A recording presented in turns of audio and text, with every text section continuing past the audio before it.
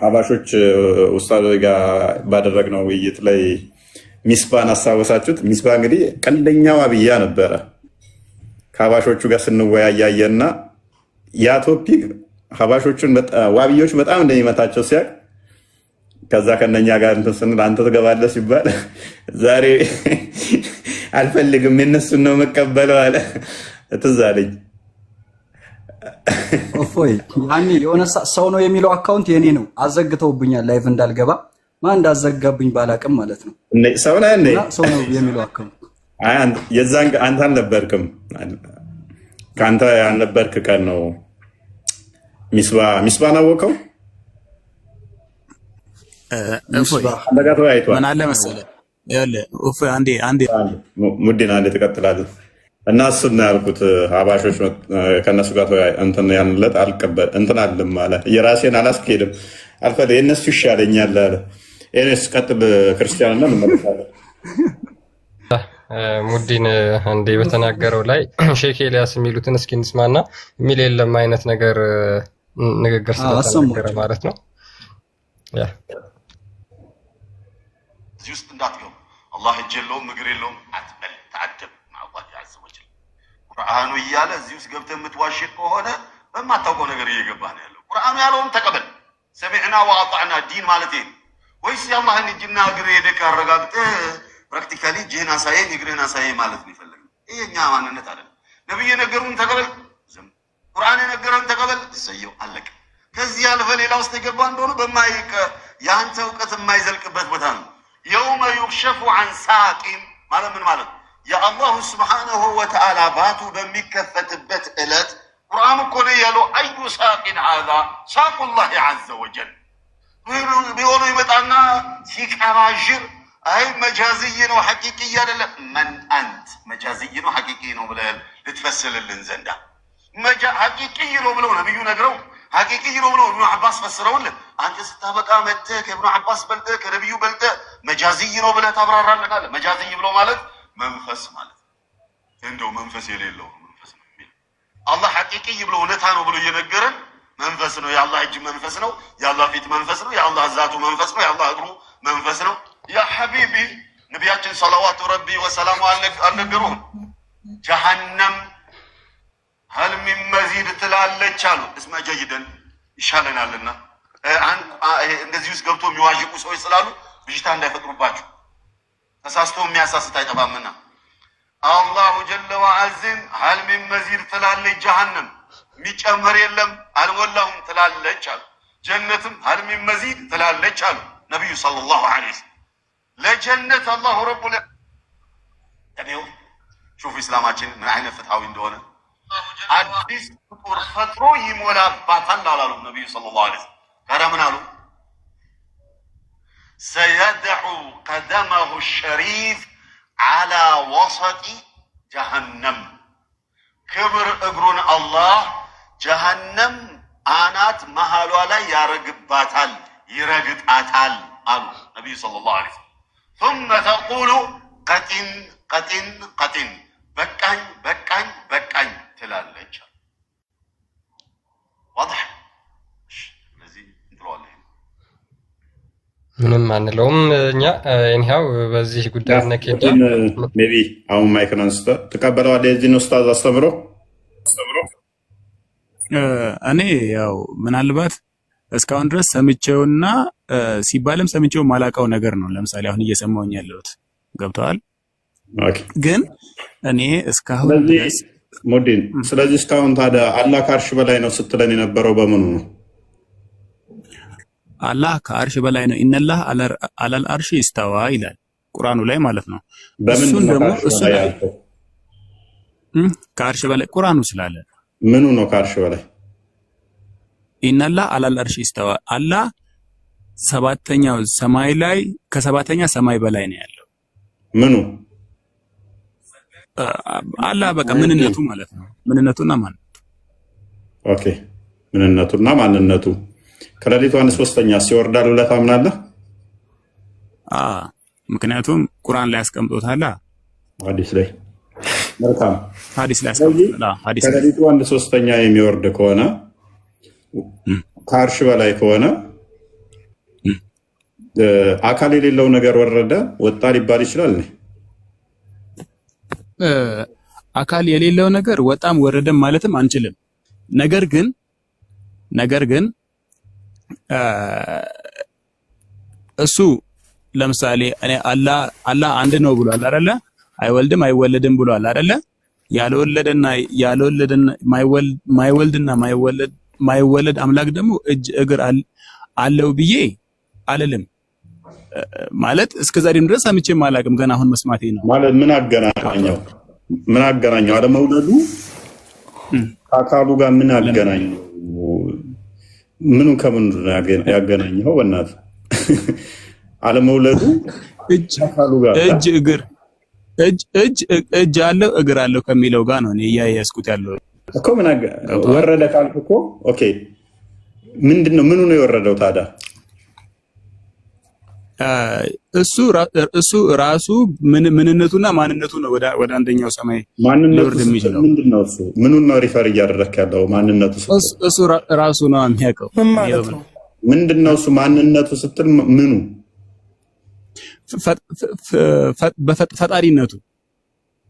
ፈጣሪነቱ ነው የወረደው። እኔ እንደዛ ብዬ ነው የማስበው። ፈጣሪነቱ ማንነቱ ነው ፈጣሪነቱ። ምንነቱስ ምንድን ነው? ምንነቱ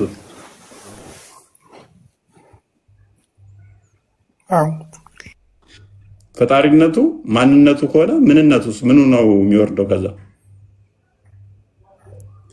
ያው ፈጣሪ ማታውቀውን ነገር አታወራ በእናትህ።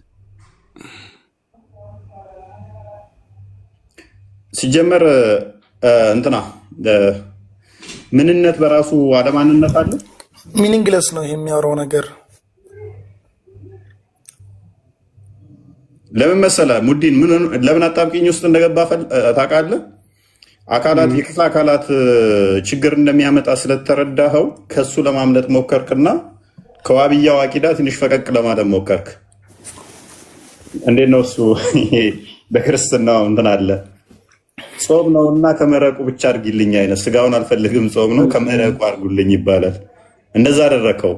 ከዚህ ትንሽ ልውሰድ አልክና ሙሉም እንዳትወስድ ሆንክ። ትንሽ እየወሰድክ አካላትን ተዛ መልሰህ ግን እዛ ውስጥ ነው አሁንም ያለው። አካል አለው የሚለውን ትምህርት አሁን በአሁኑ እንትን ነው እኔ እንትን ያልኩት። ማለትም ይሄን አሁን የአንተን አቂዳ የሚቀጠሉ ደግሞ አካላትን ያጸድቃሉ። ሜቢ እሱ ላይ ለመግባባት አለ። እንዴት ብዬ ልግለጽልህ? ወይንም የትኛው መዛብ ነው የምትከተለው? ወይንም ደግሞ እኔ እስላም እኔ ተውሂድ ዋብያ ምናምን የሚለው ላይ ሳይሆን በቃ ሙስሊም የሚለው ላይ ነው። ያ እሱን አሁን በደንብ አጠርተህ አለየህም ማለት ነው። ስላለየህ ወይን ይሆናል። ግን አሁን እያያዝከው አቂዳ ኦልሞስት ወደ ዋብዮቹም ያደላ ነው። ስለዚህ እነሱ አንድ ነው የሚለው ማተር አያደርግም እኮ እሱ። ሁሉም አንድ ነው ይላሉ።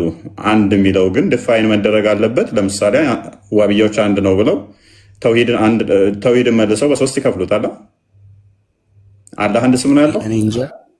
ተውሂድን እንደገና በሶስት ይከፍሉታል። ተውሂድ አልሩቡቢያ፣ ተውሂድ አልኡሉሂያ እና ተውሂድ አልአስማኡ ወሲፋት ብለው በሶስት ይከፍሉታል። ስለዚህ አልአስማኡ ወሲፋት ውስጥ ደግሞ መልሰው ይሄ እጅ አለው እግር አለው ምናምን የሚለውን ደግሞ ይሰበስቡታል። ስለዚህ የክፍለ አካላት በራሱ ችግር የሚያመጡ ናቸው። ክፍለ አካላቶች እነኚህ እኛ ጆይንት ስላለን የተገጣጠሙት አይደለ? እኛ አንድ ስንባል እጅ አለ። እጃችን እኔ አንድ ተብዬ ለመጠራት እጆቼ ጆይንት አላቸው። ስለተገጣጠምኩ ነው አንድ የተባልኩት። አምላክ ደግሞ እንደዛ ጆይንት አለው ወይ? ጆይንት ከሌለው ደግሞ አንዱ እጅ እዛ ጋ ነው፣ አንዱ እግር እዛ ጋ ነው፣ አንዱ አይን እዛ ጋ ነው፣ አንዱ ጆሮ እዛ ጋ ነው። ሁሉም አካላቶቹ ኮንሽየስ እና አዌር ከሆኑ ሁሉ ነገር እዛ ጋ እንደ አምላክ አለ፣ እዛ ጋ እንደ አምላክ ይኖራል ማለት ነው። አሌስ ምን ይሆናል? እነኛን አካላት ደግሞ ሰብስቦ የሚያዛቸው አካል መኖር አለበት ማለት ነው። ለምሳሌ እኔ እጄ እንዲሰራ በነርቮች ነው የሚታዘዘው አይደል? እጄ ነርቬ የሆነ ፌል ካደረገ እጄንኛው ዝም ብሎ ነገር ነው ላይታዘዝ ሁሉ ይችላል። ስለዚህ ከአይምሮዬ መልእክት ይቀበላል። እንደገና ደግሞ ወደዚህ ቦታ እንዲሰነዘር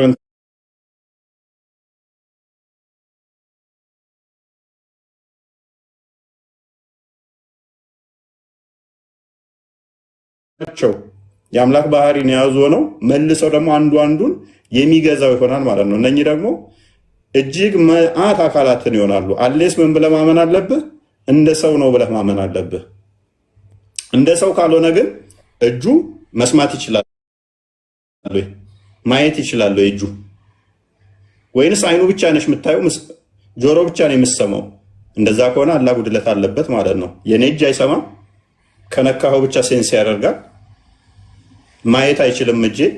የአላህም አካላቱ እንደዛ ከሆኑ እሱ የፍጡር ባህሪ ነው ማለት ነው። የተገጣጠሙ ከሆኑ ደግሞ እነሱን የሚያዛቸው አካል ያስፈልጋል ማለት ነው። ኦርጋናይዝድ አድርጎ የሚያዛቸው ሲወርድ፣ ለምሳሌ የመውረድን ትእዛዝ የሚያስተላልፍ ከአይምሮ፣ ለምሳሌ አንተ ሊር ስትል እግርህ አይደለም ቀድሞ የሚያዘ አይደለ፣ አይምሮህ ነው የሚያዘ። አይምሮ እግርን ያዘዋል፣ እግር ከዛ በኋላ አይምሮ በሚመራው መልኩ ይሄዳል ማለት ነው። ስለዚህ አላህንም እንደዛ የሚመራው ደግሞ የሆነ አካሉ መኖር አለበት ማለት ነው። አይኑ ለማየት እንደሚያገለግል ሌሎቹን አካላት ደግሞ የሚያዛቸው አላህ ሌላ የበላይ አካል አለው ማለት ነው። ይሄ የፍጡር ባህሪ ይሆናል ማለት ነው። ወደ ፍጡር ውስጥ ይከተዋል። ስለዚህ አካል ያን ነው ፈጣሪ ያን የነሱን አምላክ ብለው የያዙትን የሚያዝ የሆነ አምሳያ የሌለው በዛ የማይገለጽ ነው። የሁሉ የአካላት ሁሉ አስገኝ ነው። ያ ነው ፈጣሪ አላህ፣ ያ ነው ሊመለክ የሚገባው ማለት ነው እንጂ በአካል የሚገለጽ አይደለም። ይሄ ነው የሙስሊም እምነት። አንተ አካላትን ስለማትቀበል ነው። አካልን ለሚቀበሉ ግን አምሳያ የለውም ስቲል ቢሉ ያ አምሳያ የለውም አላ አፊርም ማድረግ ይቻላል። እስቲል አምሳያ የሌለው ግን ምንድነው? ከፍጡራን ጋር ብቻ ሳይሆን አላህ ከራሱ አምሳያ አይኖረውም። ለምን? እጁ አይኑን አይመስልም፣ አይኑ እጁን አይመስልም። እጁ ራሱ ሰልፍ ኮንሺየስ ከሆነ እጁ እዛ ጋር መፍጠር ይችላል፣ ማየት ይችላል፣ መስማት ይችላል። ማይችል ከሆነ ደግሞ እዛ ጋር መያዝ ብቻ የሚጠቅም አላህ እጅ አለው። እዛ ጋር ማየት ብቻ የሚጠቅም አይን አለው። እዛ ጋር ደግሞ መስማት ብቻ የሚጠቅም ጆሮ አለው ይሆናል ማለት ነው። ኖ ለምን ትከፋፍላለህ ትበታትናለህ ካላችሁ ደግሞ በጆይንት መያያዝ አለባቸው ማለት ነው። እንደዚህ እንትን የተያያዙ ይሆናሉ ማለት ነው። የተያያዙ ከሆኑ ደግሞ እነኛን ኦርጋናይዝድ አድርጎ ደግሞ የሚያዛቸው የሆነ አካል ያስፈልገዋል ማለት ነው። እሱ ደግሞ ስቲል የምንን ያመጣዋል? የፍጡርን ያመጣዋል ማለት ነው። ሜቢ በመጠንና በቀለም ብቻ ልዩነት ይመጣል። አላህ ወይም በጣም ግዙፍ ይሆናል ወይንም ደግሞ በጣም ትንሽ የሚል ያመጣዋል ማለት ነው። ከዛ በዘለለ እንደኛው ፍጡር ያደርገዋል ማለት ነው። ይሄ ደግሞ ለፈጣሪ የሚሰጥ አይደለም፣ የፍጡር ባህሪ ነው ይሄ። ከዛ ያ አካል ይወርዳል ካልከኛ አሁን ምን ያመጣባል? ሙዲ ኦኬ፣ ግማሽ አካሉ ነው የሚወርደው ወይንስ ሙሉ አካሉ? ከአርሽ በላይ ነው ስትል፣ ስለዚህ እስከ መቼ ድረስ? ከሌሊቱ 9 ሰዓት ላይ ወደ ቅርቢቱ ሰማይ የሚመጣ ከሆነ ስለዚህ የቅርቢቱ ሰማይ ላይ የመጣው የትኛው አካሉ ነው? ወገቡ ድረስ ያለው አካሉ ወይንስ ጭንቅላቱ? ቁርአን ላይ ደግሞ ራሱ ቻሌንጅ የሚያደርገው አለ አይደለ? አይን አላቸው አያዩበትም፣ ጆሮ አላቸው አይሰሙበትም፣ እጅ አላቸው አይዙበትም የሚል አለ። አላህ አለው እነኛን ክፍለ አካላት ካልክ ሉክ አይን ኖሮት ማይበት ከሆነ እጅ ኖሮት ማይዝበት ከሆነ እግር ኖሮት ማይሄድበት ከሆነ ራሱ ለጣዖታትን ቻሌንጅ ባደረገበት አንተ አፊርም ባደረግከው ማለት ነው። ስለዚህ አላህ አለው እንዴት ነው እሱ የሚወርደው ስትባል አላህ አለ የምትል ከሆነ በእግሩ ነው ካላልክ ለጣዖቱ የሰጠኸው መስፈርት እሱ ላይ አፕላይ ይሆናል ማለት ነው። እግር አለው መውረድ አለበት በእግሩ፣ ምክንያቱም ጣዖታኖቹ እግር አላቸው አይሄዱበትም ብሏልና። እሱ ደግሞ እግር ኖሮት ካልሄደበት ምን ይሰራለታል? የጣዖታትን መስፈርት አሟላ ማለት ነው። እጅ ያለው ብላል። ስለዚህ እጁ ምን መሆን አለበት? የሚሰራበት መሆን አለበት ማለት ነው። ስለዚህ ወደ ቅርቢቱ ሰማይ መጣ ስትል የግዴታ እግር አለው ብለህ ስላጸደቅ በእግሩ ነው የሚመጣው ማለት ነው። ፖይንቴን ካገኘው እንደዚህ ከተባለ እውነት እጅም እግርም አለው ወደሚለው ያመላክታል። ገብተዋል። ነገር ግን ለምሳሌ በቁርአን ላይ ነብዩላህ መሐመድ ወደ ሰማይ እንደወጡ በህይወት እያሉ እስከ 7ኛው ሰማይ ላይ እንደወጡ በየአንዳንዱ ሰማያት ደግሞ ነብያቶችን እንዳናገሩ ያወራል። አንዳንድ ሐዲስ ከፍቼ ሳይሆን ላይክ ቅድም እንዳሰማኝ እንደሰማሁት ነው። ችግር የለውም። እናውቃቸዋለን። ቀጥል። ላይክ እንደዛ ለምሳሌ ነብዩላህ መሐመድ እንደዛ የወጣው በምንድን ነው? በእንትን ነው በመላእክት ክንፍ ሆኖ ምናምን ነገር ነው የሚለው እንትኑ ማለት ነው ሐዲሱ። እና ላይክ በዛ መልክ ለምሳሌ አላህ ወደዚህኛውንም ሰማይ ይመጣል ወደሚለው ብቻ የሚያቀራርበው ነገር ይኖራል። ገባ? የሚያጠጋጋው ነገር ይኖራል። ግን እኔ ወላሂ አለም አይን አለው እጅ አለው እግር አለው የሚለው ላይ እኔ ዛሬ ገና መስማት እስከ ዛሬ ድረስ ታዲያ ምን አለ ዝም ብትል እኮ እስልምናን ባላሰለብክ ነበር። አሁን ለፍልፈ አላቅም ትላለህ። ወዲም በእናትህ አሰድበህ እስልምናን ካሰደብክ በኋላ ምን አለ ዝም ብትል። ታዲያ መጀመሪያ ላይ አላቅም ብትል እኮ የሁሉስ ባልገባህ ነበር። እኛ ግን ሙስሊሞች ልድገምላችሁ አላህ ብለው እነሱ ስለሰየሙት ነው። እፎይ አላህ የእናንተ አላህ እያለ የሚያወራቸው እነሱ የሰየሙት ነው። አላህ ግን የሐቂቃ ኻሊቁ የሁሉ አስገኝ የሆነ ፈጣሪ በእነኛ አይገለጽም ነው። የሰው ልጅ አእምሮ አስቦ አስተንትኖ አይደርስበትም ነው። እነኚህ ሰዎች ታዲያ ለምን እንደዚህ ያሉ ካልን ለምሳሌ ህግ ፊት አቀርብሃለሁ ሲባል ህግ ፊት የሚባል ክፍለ አካል አለው ማለት ነው አይደለም። በሱ ዳኝነት እንድትዳኝ አደርግሃለሁ ነው። እገሌ እጀ ሰፊ ነው ሲባል እጁ ሰፊ ነው ማለት ነው። እጅ አጠረኝ ቦታ እንትን መኪና ልገዛ እጅ አጠረኝ ቢል አንድ ሰው እጅ የሚባል ክፍለ አካል ነው የሚፈለግበት ማለት ነው አይደለም። እንዲህ አይነት ቁርአን ላይም እንዲህ አይነት እማሪያዊ ትርጓሜያቸው ሲታይ ክፍለ አካልን የሚያስመስሉ የሆኑ ቃላቶች መጥተዋል ለአላህ። ግን እነኛ ፊት ለፊታቸው ይያዛል ማለት አይደለም። ለምሳሌ አይሁዶች አላህ ንፉግ ነው ለማለት የዱላሂ መግሉላ አሉ። የአላህ እጅ ቋጠሮ ናቸው አሉ። አላህ እጅ ቋጠሮ ነው አሉ። አላህ ደግሞ ቸርነቱን ሲገልጽላቸው እነሱን ረገማቸውና ወሉዒኑ ቢማ ቃሉ በል የዳሁ መብሱጠታኒ ብሎ ገለጸ። በል የዳሁ መብሱጠታኒ ማለት ፊት ለፊቱ እማሪያዊ ትርጓሜ እጀ ዝርጉ ነው ማለት ነው። ያ ማለት ቸር ነው ማለት ነው። አማ ግን እውቀት ሳይኖረው አንዱ ይመጣና ይቀባጥርና እጅ አለው ዝርግ የሆኑ ሁለት እጆች አሉት ይላል፣ አንድ እግር አለው ጀሃነም ውስጥ ያስገባል ይላል።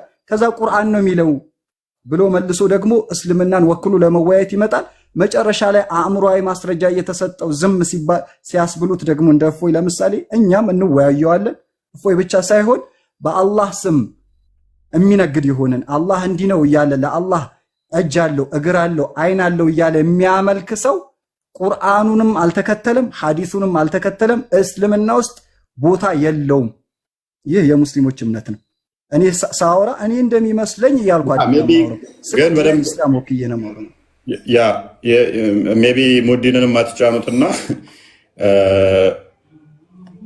90% አለ እዚህ ማቃቸው ቲክቶክ ላይ ንጽጽር የሚሰሩት አላህ እጅ እግር አይን ወዘተ የሚባለውን አለው ብለው የሚያምኑ ናቸው። ሰው አክቲቭ ሆነው ቲክቶክ ላይ ንጽጽር የሚሰሩት 90% አለ የሚሆኑት እስከ ማቃው ድረስ ስንት ናቸው? እፎይ ስንት ናቸው? ብዛታቸው አክቲቭ ሆነው የሚሰሩት የእናንተዎቹ በግለሰብ ደረጃ ገምታቸው። አይ ብዙ ናቸው የሚለው ሌላ ጉዳይ ነው። ብዙ ናቸው ትንሽ ናቸው የሚለው ለምሳሌ 200 በላቸው ለምሳሌ የእናንተ የሉም ሶሻል ሚዲያው ላይ የላችሁም። ስማኝ የኛዎች ይኸውልህ አንደኛ ነገር ያለ እውቀቱ ገብቶ አይለፈልፍም። የኛ ሰው እውቀት በሌለው ጉዳይ ላይ እንዳለ ገብቶ ሚዲያው ላይ እነሱ አይበልጧችሁም። ከድር ሚዲያው ላይ እነሱ አይበልጧችሁም። ሚዲያው ላይ አሁን ባሉት እነሱ አይበልጧችሁም። ሚዲያው በመቆጣጠር እነሱ መብለጥ አይደለም። ይኸውልህ የሙስሊም ኢትዮጵያ ውስጥ ያለ ሙስሊም 200 ወይ 300 አይደለም ሙስሊሙ በሚሊዮን ይገባኛል። እሱ መሬት ያለውን አንደኛው ውስጥ መሬት ያለውን አዳምጠኝ። መሬት ያለው ኡማው አብዛኛው የእናንተ ነው አውቃለሁ። ነገር ግን ሚዲያው ላይ አሁን ያሉት ንጽጽር የሚሰሩትን ጨምሮ ሚዲያውን እነሱ ናቸው እየተቆጣጠሩት ያሉት። ሚዲያውን በብዛት የተቆጣጠሩት እነሱ ናቸው። በድፍረት እያወሩ መጨረሻ ላይ አላውቅም ይላሉ። ስለዚህ ንጽጽር የሚሰሩት የእነሱ ጀማ ይበልጣል። በብዛት ንጽጽር የሚሰሩት እነሱ ናቸው። ስለዚህ እዚህ ላይ ከተስማማ ሜይ ቢ ክርስቲያን አንድ ቪዲዮ ያሰማንና እንቀጥላለን። ደቂቃዎች 1 ደቂቃ 2 ደቂቃ ይችን ቪዲዮ እንስማ። ምናልባት እዚህ ቲክቶክ ላይ ያሉት ማለት ነው በተለይ የሚያምኑት ይህንን እምነት አላህን በክፍለ አካል ገልጸው የሚያብራሩ ናቸው ያሉትና እነሱ ይህንን እንዴት ነው የሚረዱት የሚለውን ነገር አንዴ እናዳምጥና እንመለሳለን። የእሱ ትክክል አላህ እጅ يوا ينسبك الله جل وعلا جل وعلا يجوا عنك كتجوا الله سبحانه وتعالى قرأ أو قرأ من يذكروا عنك من دين ما سرجوا جهنم الله يكتب باتنا ملاش يلاتن يوم ما نقول لجهنم هل امتلأتي ملاش يلاتن وتقول هل يمزيد يميجمر على دي بلا تذكرت ከዛ በኋላ ምን አሉ ያላህ መልእክተኛ አምላካችን አላህ በተረከዙ ወይ በእግሩ ሲረግጣት ቀጥል በቀኝ ትላለች። ምን አይነት ሰው ያላህ ከተናቀ ነገር ለምንድን ነው ማለት አልተነገረን እንደዚህ አይነት እግር ወይ እንደዚህ አይነት እጅ ተብሏል ተነገረን እኛ ማለት ያ ስለዚህ ምንድነው ወሃቢያዎች አላህ እግር አለው እጅ አለው ነገር ግን ከፍያውን አናቅም ከፍያው እንዴት አይነት እንደሆነ ነው ብለው የሚያብራሩት። ይሄንን ደግሞ አባሾቹ ምን ብለው ይረዱታል የሚለውን እናዳምጠውና እንመለስ። በእኛ በሙስሊሞችና በእነዚህ በሙሸቢሃዎች መካከል ያለው የእምነት ልዩነት የበለጠ ግልጽ እንዲሆንላችሁ